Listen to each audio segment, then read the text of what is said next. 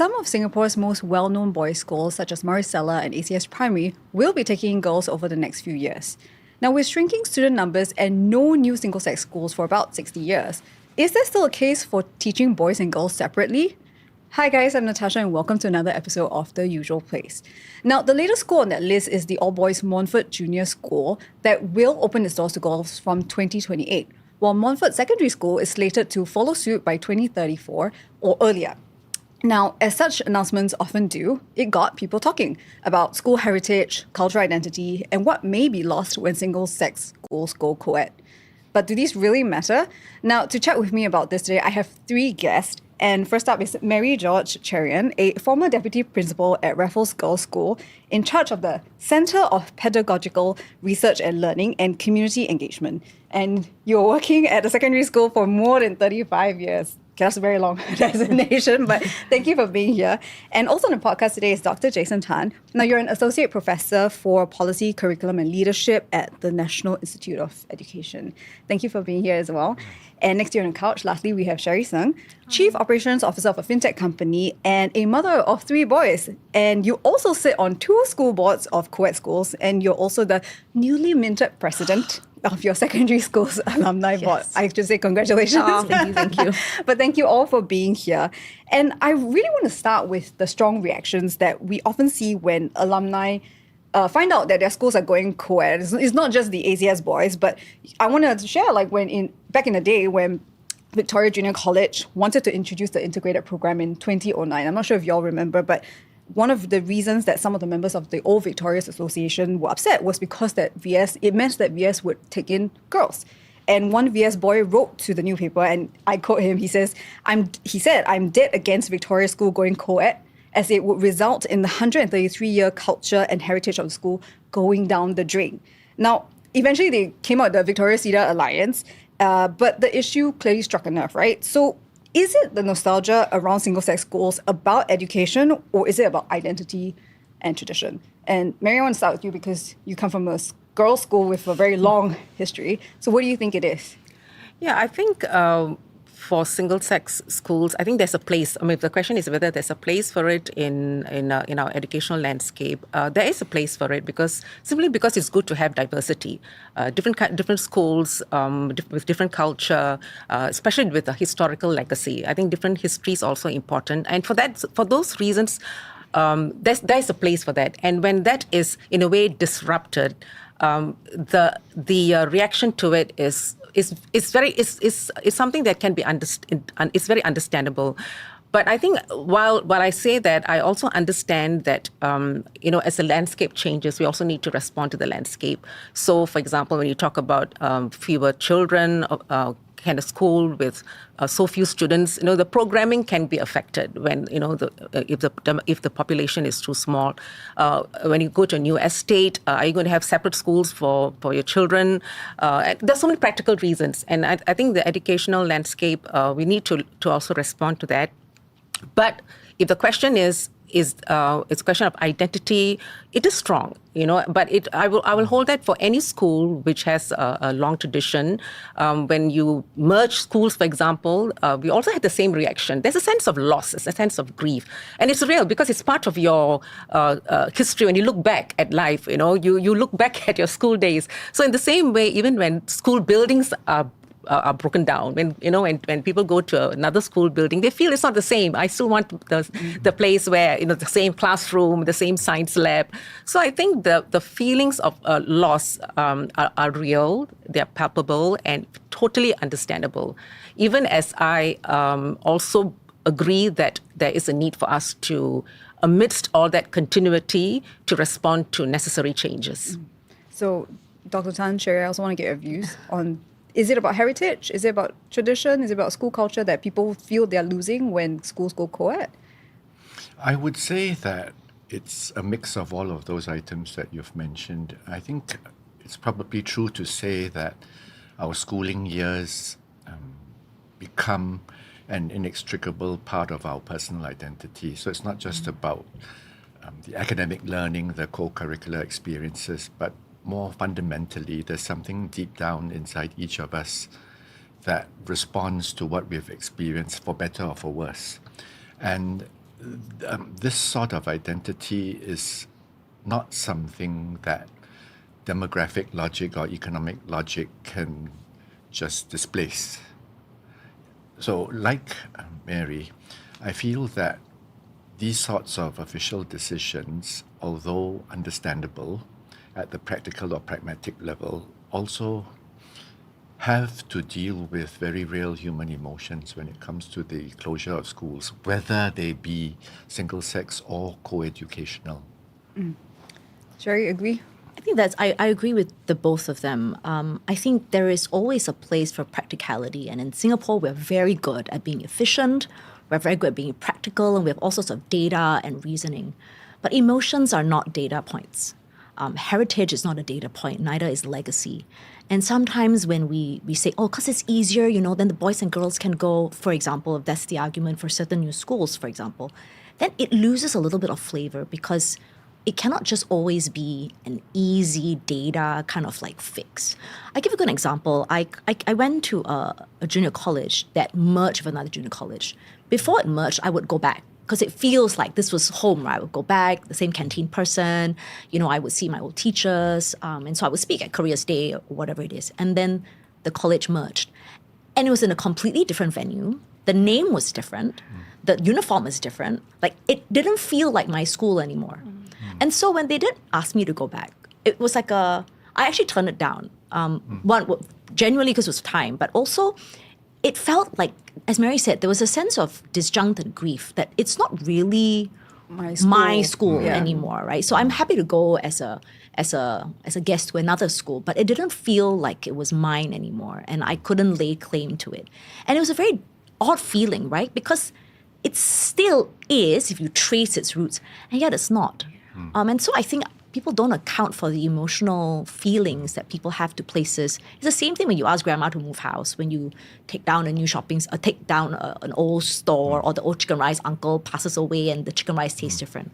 We don't deal with change as pragmatically as people think we do because emotions are fuzzy, right? Yeah. So now that we've set that up, I kind of want to look back about how single-sex schools actually came about. And Dr. Tan, maybe you can tell us a little bit about what you know about how these type of schools got started.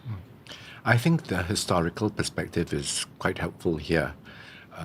When we look back at, say, the mid-19th century, we can see, and we look forward, we can see that many of the all-girls schools that were set up primarily by religious missionaries or by community leaders. And a lot of the time, these sorts of schools were trying to help women or girls rather, whose opportunities for education were relatively limited compared to those that were available for boys. There was this need also to try and provide women with a mix of modernity while at the same time preserving what some people called traditional values. And I think mass education as an idea in Singapore started taking off probably in the middle of the 20th century. And that's when we began to see more and more co-educational schools being established. And that trend, of course, has continued for the past 70 years or so. And I think it's interesting for us to remember that since probably the mid-1960s, there hasn't been a single new single-sex school that's been established in Singapore, which tells us, of course, that the government's intention is clearly in the direction of co-educational schools. Yeah, I mean, as both of them say, it's a bit more of a practical move, right? But I am curious, beyond the heritage and culture of these single-sex schools, how does studying in these type of schools actually is actually beneficial for kids or teens? Because, I did 10 years in a girls' school, which makes it sound like Jill, but I went to a girls' school for like 10 years.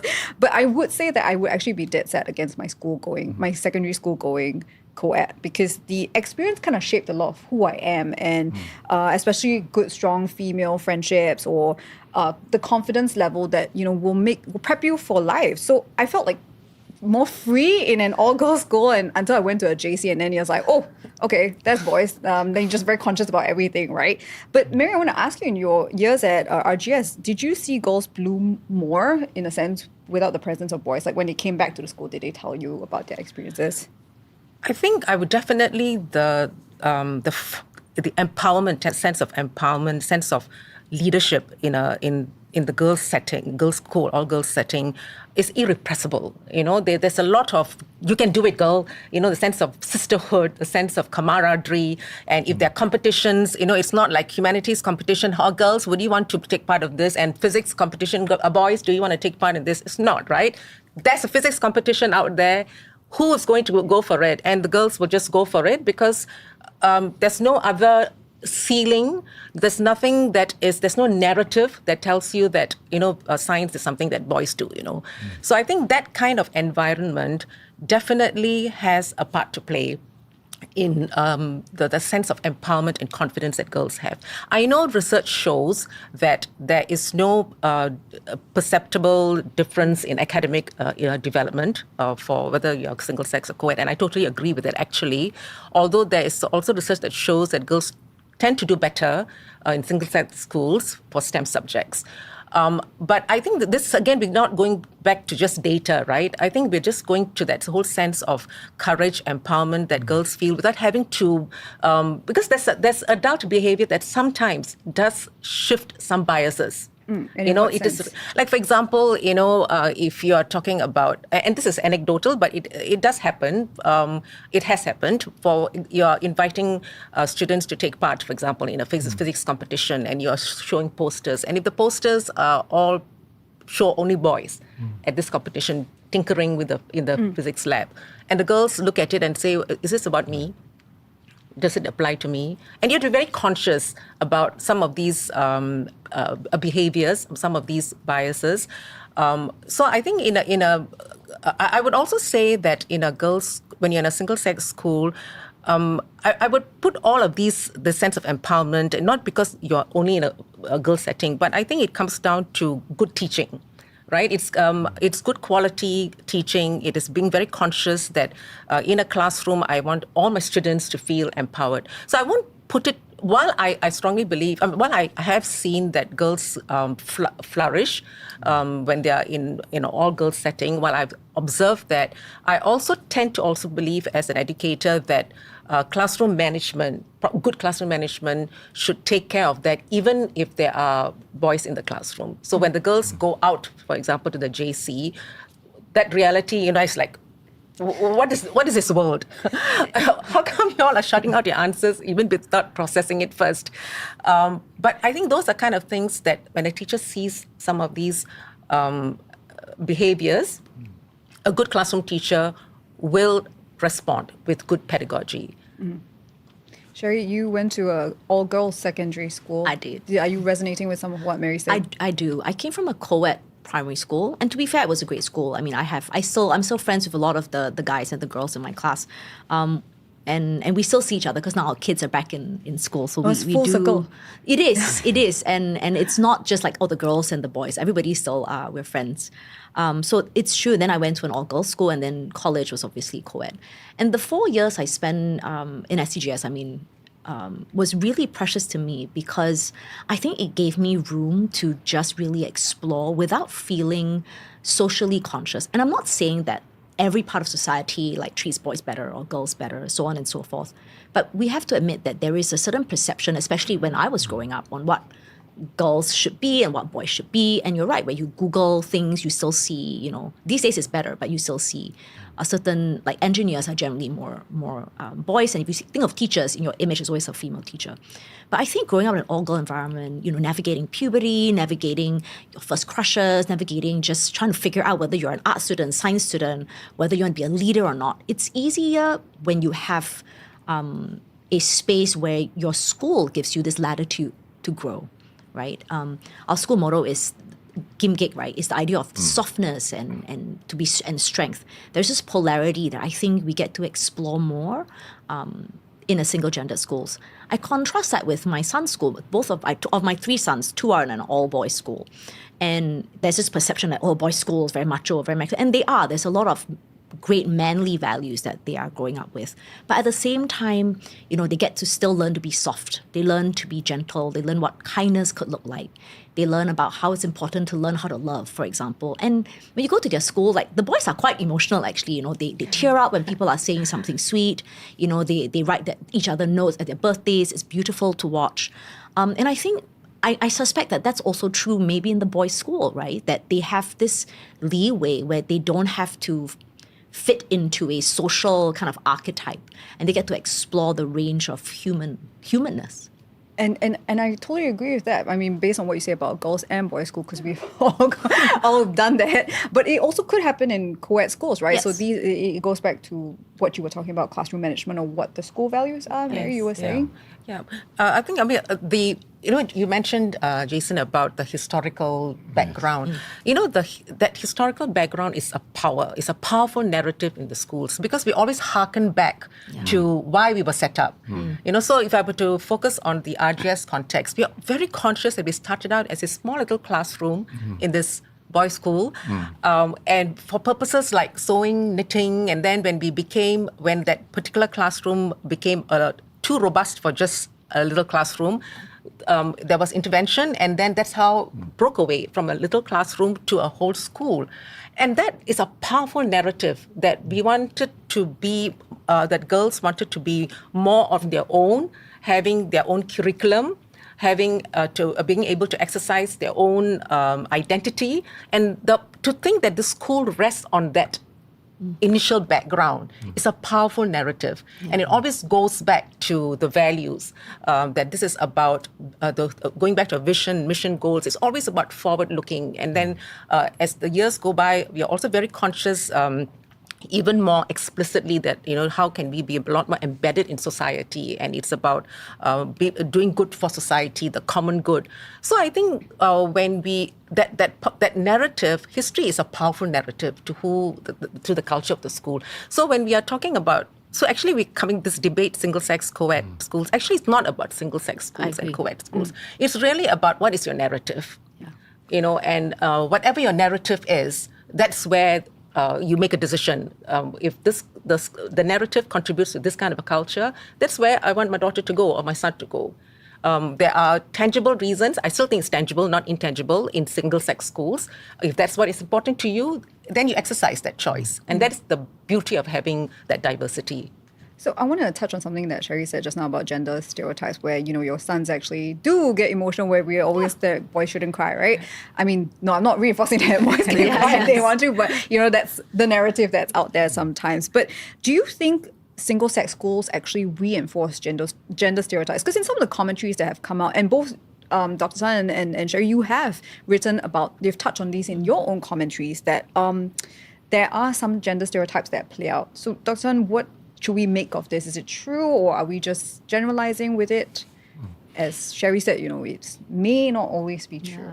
But what do you think? I have to say that there's a lack of unequivocal research out there indicating which of the two operating modes, co-ed or single-sex, is more effective overall. There's all sorts of, mixed research findings in this regard. So it's very hard for us really to just come down hard on either side of the divide. I would say that it's not accurate to say that gender stereotyping can take place only in single-sex schools. And Mary made the point just now about the importance of teachers in the classroom. And of course, I would like to add on to that, the overall school culture. Because gender stereotypes about, say, issues such as familial roles or career options, where do students get all these messages from? From their peers, from their teachers, from social media, from the home, from friends and acquaintances out there. So it's not that easy to just attribute the source of these gender stereotypes solely to whether somebody attended a single-sex or co-ed school. That's what I feel. I think if the conversation truly was, if the truth truly was that single and co-ed schools have such stark differences, then you would see all the single-gendered girls' schools and the boys' schools be kind of similar, right? It means all of the RGSs, IJs, SCGS of Singapore, the girls should come out the same if it's really just about co-ed versus not co-ed.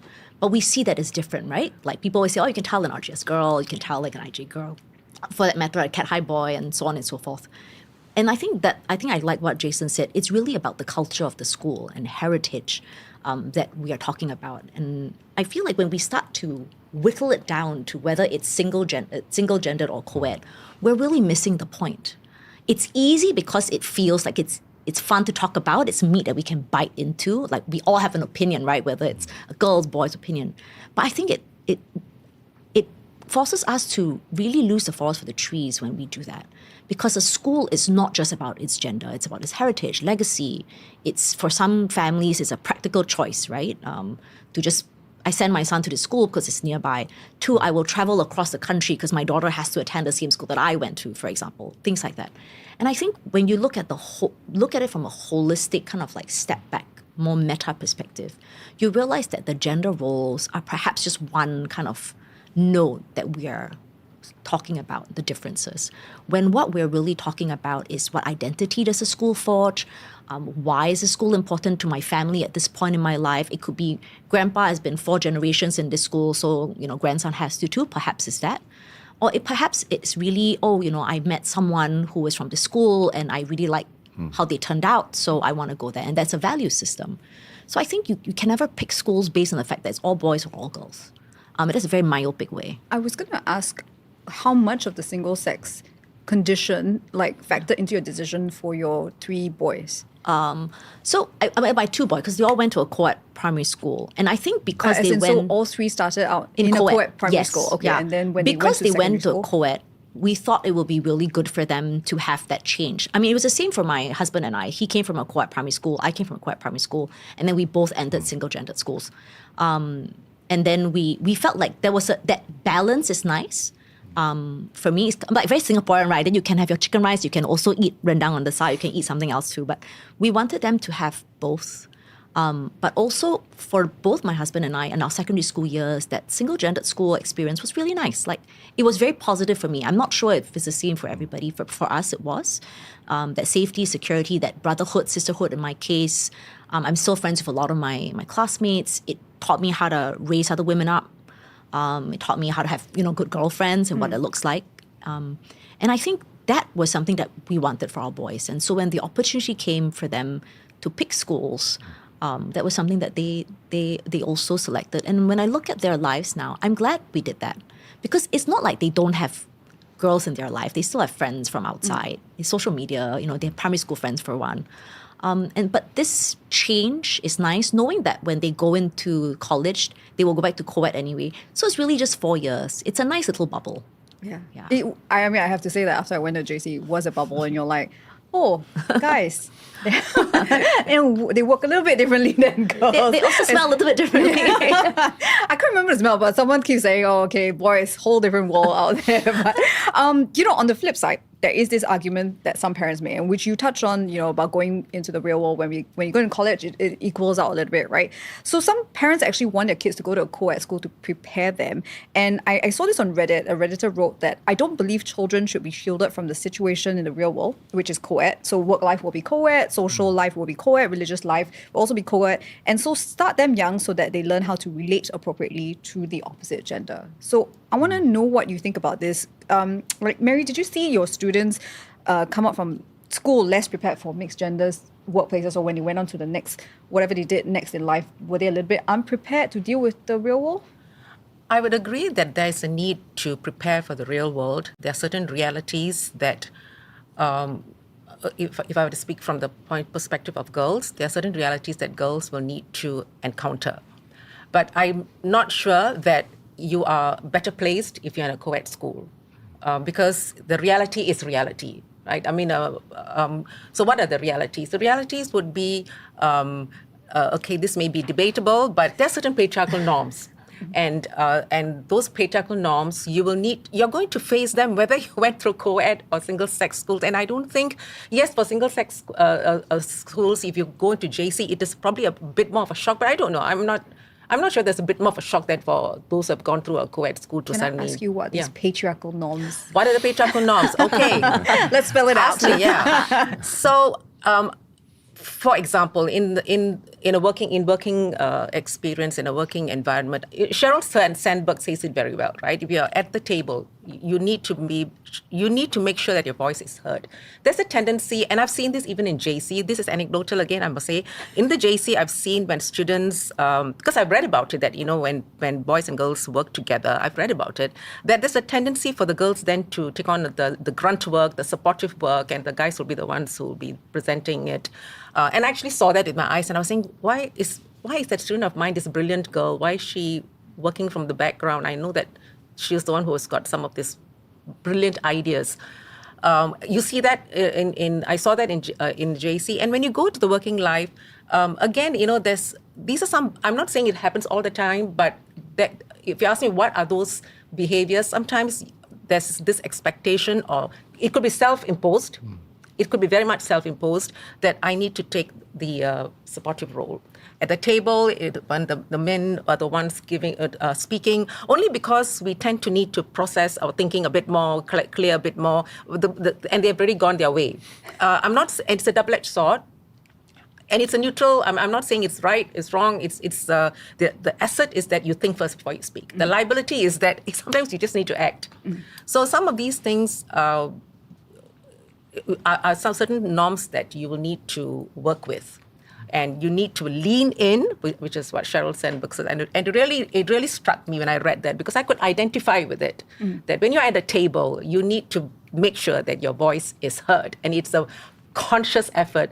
And that's what I tell the girls too. I used to tell the girls, when the students, that when you go out there and you're with you have something, right? You have something to say. Lean in. So, yeah, those are some norms. Debatable, I totally agree. Debatable, Dr. Tan. I think the converse is true, though. It is precisely because the real world's already co-ed. This 4 years is really one of the only, I guess an army for boys, is really the only time where they get to really figure out how to be around people of their own gender. I will say this, though. I mean, being in a room full of women, it's very different, right? And nothing quite prepares you for it unless you've kind of been through it.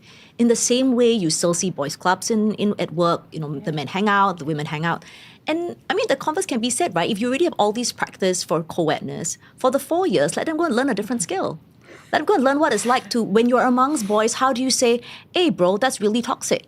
Or like, hey, that's really not nice, or don't tear it down. I mean, that's the only opportunity you have, right? To learn a very girl and a very boy kind of life skill. But I never thought of it this way. But I'm like, yeah, it is precisely because we already can do. Why do we have to? We spend our whole lives in co-ed world. And it's not like when I go to Ex-RGS, I don't see boys at all. The uncle is a male, my brothers, fathers, so on and so forth. There are still men in our lives, right? There's still male people in our lives, even while you're in a co-ed school. It's just that there is I feel that bubble can be very, very precious. And I know I have friends who have gone through co-ed all the way, and they're perfectly fine, right? It's just a different experience. And I think that's why I said it's not really about the gender type in school. It's just the school. And I think Mary and George have also said that it's the educators, it's what the school culture is, the school heritage, legacy, the way school is done, that really helps a student, any student, to be shaped in the way they are. It's not more or it's not less. It's just different.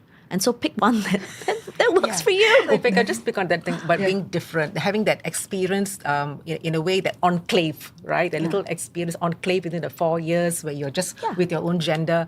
Actually, that is something which many of us who have gone through single-sex schools, or the students, when after they're working, they've got children and everything, and they just want to get together to go back to that enclave once in a while. It's nice, right? And just be together and have my tea time and just go for holidays together. It is just revisiting that time when I'm just with my own kind.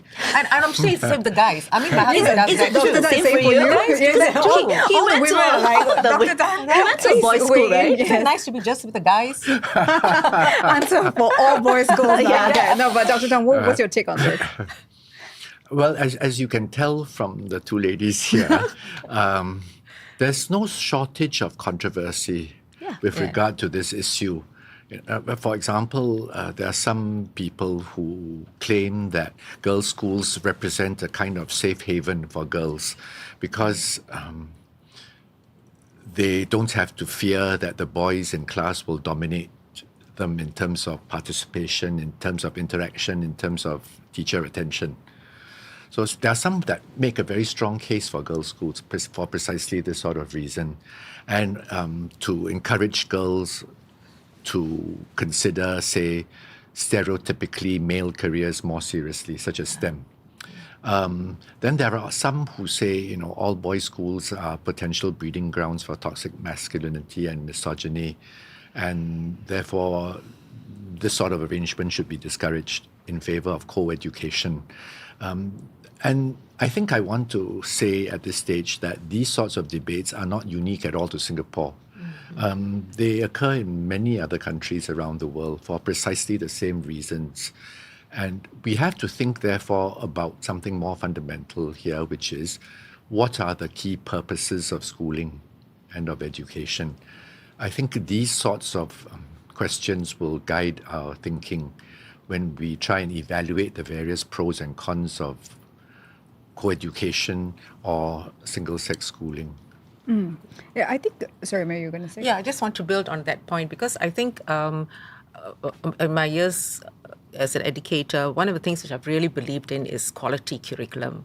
So to really shift the attention, to shift all this energy to talk about what is a quality curriculum, go back to standards, and not to water down because this is for girls, this is for boys, or the PSLE cutoff in this school is low, the PSLE cutoff in that school is high, and then you make decisions based on things like that, rather than focusing on what is quality curriculum, the standards of unit design. How do I know that the way I've designed my lessons will enable the students to truly participate in the real world? Is it professional? Do I get to share my knowledge with others? Am I learning from others? I think the energies should go into a good curriculum. And when I say good curriculum, I don't just mean academic, but also the CCA, the co-curricular. What is it that is on the table for the students and for the teachers? And if we can just shift all our emotions and our energies to that. So while not displaying what we just said, that these emotions are real, address that, not dismiss that away and say, let's get on to work, address that by actually going back to, by making that decision, this is what we are focusing on. And I think it goes back to that. So at the end of the day, it sounds like there are two very different arguments being made. So proponents for this single-sex schools, say it's all about heritage and tradition. But for practical reasons, as we've talked about, we need to cater to both genders because of where Singapore's at demographically, right? So would you say, I'm asking for your opinion, might it be better to shut down single-sex schools with falling numbers instead of going co-ed just to kind of like keep their heritage intact? What do you think, Cherie? Sorry, say that again? Should we shut down single-sex schools? Because if people feel very strongly about it, and as Mary said, there is some grief about it when you lose, so should we just shut them down and then create a new schools? Yeah, if single-sex schools with falling numbers, should we shut them down or should we just create a whole new school so that we won't have this debate at all? I think there has been a time, I'm going to take a step back first. There's been a time where they were closing schools and they were still opening new schools, right? So the question is, why are there falling numbers? If, for example, the school is in a really old neighborhood with very little children, they're all kind of like silver generation, I can understand why the numbers are falling. And so that kind of consideration as to why we close schools because of falling numbers comes into play. So when we say a school should close simply because no one wants to go there, it's not about the quality of the school, or not necessarily. It might be, I don't know, but it's not always. And I feel like it cheapens the conversation when we say, it's not doing well, then just close lah. Versus having, whether is it the curriculum that's the problem, or is it, something happened in the school, or is it just the location of where the school is, and maybe other options have come up. So I think I wouldn't be so quick to say just close something that's not doing well. I think we should always go and see why something's not doing well, because there is a value to holding space for things that may not be commercially viable if there is a place for them and the purpose for them. So it could be a school that has smaller numbers, but maybe it focuses on different things. It offers students the opportunity to explore in a different way. Then that school still has value, even if it's small, and even if it's, and I say this, whether it's a single gendered school or a co-ed school. We shouldn't be so quick to just close it. At the same vein, we cannot be so quick as like, we have a new population here, we need to open 2 new schools and then open a new school. So that transient nature of how we treat opening and closing of schools feels it feels too practical and too pragmatic. I understand it, but I don't always agree with it in my heart. And I feel that more thought has to be put into not just education, but just what learning is, right? And I feel like that holistic way of looking at a school with its values, cultures, and all the good and the bad is what we are consistently not talking about, because it's so easy for us to just zoom in on one thing and like, for this reason we're gonna cut it. Yeah. Dr. Tan, agree. Should we shut down? Would it be better to shut down single-sex schools with falling numbers instead of, going co-ed? I think about the heritage angle that people often bring up. If we look at the current school landscape in Singapore, it's very clear that that single-sex schools are very much in the minority. At both primary and secondary school levels, fewer than or less than 20% of schools are single-sex. And the vast majority of them are religiously affiliated. And so that harks back to the historical legacy that we've been talking about. I think what's also clear is that it's not just about hard economics. There's also very real human memories and heritage, identity issues at stake here. And it's not easy to just brush aside these sorts of emotions with hard logic. After all, many of the prominent individuals in Singapore in business and politics came from single-sex schools, and I think it would be hard for them to see their schools having to close because of this inexorable trend towards co-education. So, Mary, I want to let you have the last word, because you spoke about grieving your schools when it goes co-ed. What do you think about how those of us from single-sex schools, how do we deal with this? That's all of us, by the way. Yes. Yeah, I mean, I'm a huge advocate for historical legacies and preserving that and holding on to that especially in a country. I mean, in any country, whether we say we are a young country, whatever economics trump the deal, whatever. I think this is what brings flavor to a country is our history, the legacies that we hold on to.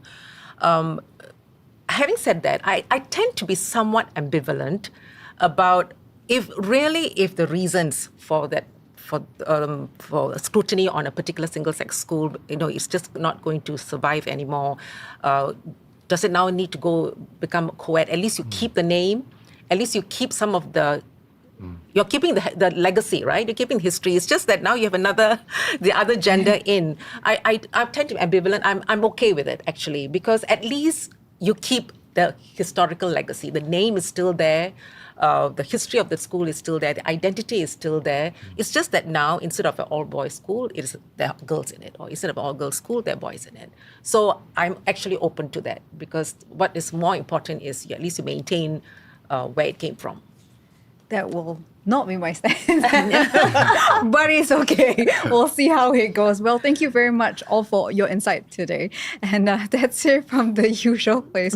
Now, if you're watching us on YouTube, do subscribe and hit the notification bell so that you won't miss new episodes of the podcast. Now, if you have thoughts on what we just discussed, do drop a comment on YouTube or talk to me on Instagram at The Usual Place Podcast. I'll see you next Thursday at noon.